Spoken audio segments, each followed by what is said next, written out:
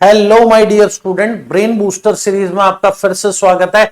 आओ आज के क्वेश्चन को चेक करते हैं। माय डियर स्टूडेंट, आज का question lines and angle chapter से लिया हुआ है। इसमें लाइंस एंड एंगल चैप्टर की दो प्रॉपर्टी का यूज किया है। एक प्रॉपर्टी माय डियर स्टूडेंट आपने करी होगी, exterior angle theorem. Exterior angle is sum of interior opposite angle. I hope आप सबने किया ही होगा ये। और दूसरा मेरे प्यारे बच्चों, इसमें आइसोसलेस ट्रायंगल के अपोजिट एंगल सेम होते हैं। सिर्फ इन दो प्रॉपर्टी का यूज करके इतना शानदार क्वेश्चन बनाया हुआ है। देखो जरा, अगर कोई बच्चा पॉज करके करना चाहता है वो करे। देखो बच्चों, इस फिगर में ये सारी साइड सेम दे रखी है। ये एंगल 70 है, ये बीटा एंगल है। हमें बीटा की वैल्यू निकालनी है। देखो मेरे प्यारे बच्चों, ए बी इक्वल टू ए सी है। क्या है? ए बी इक्वल टू ए सी।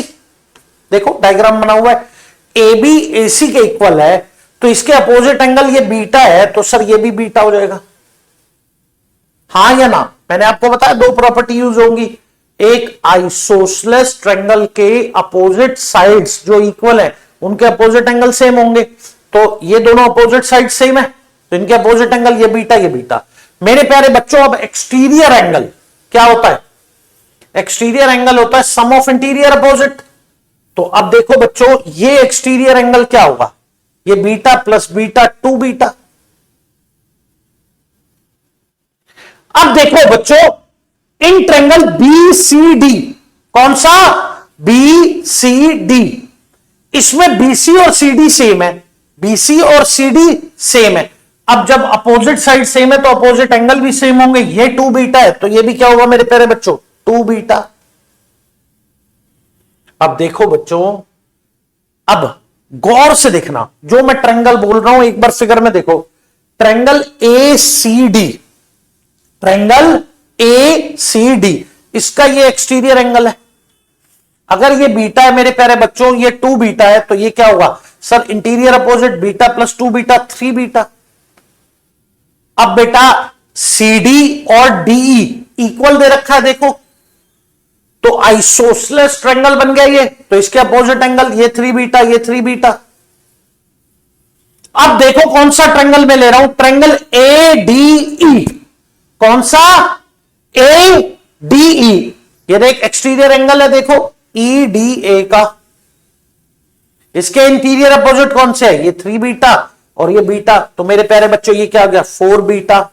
एक पैटर्न बन रहा है। अब देखो DE, गौर से देखो, DE और EF सेम है, DE और EF सेम है। सर ये 4 बीटा, ये भी क्या होगा? 4 बीटा।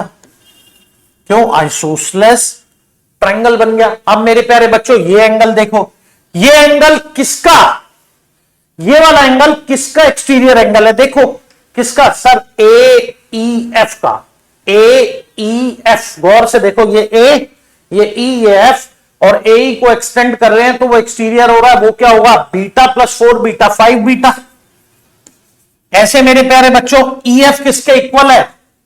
FG के, वो भी क्या होगा? 5 बीटा। और ये क्या होगा? अब सर ये वाला ट्रायंगल एक्सटीरियर किसका है? ये है AGF।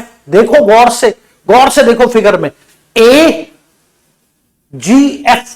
और AF को एक्सटेंड करो, ये एक्सटीरियर है। ये क्या हुआ? Angle G plus angle A, 5 beta plus beta, 6 beta. और मेरे प्यारे बच्चों GF किसके इक्वल है? GH के। ये 6 बीटा, ये भी क्या हुआ सर? 6 बीटा।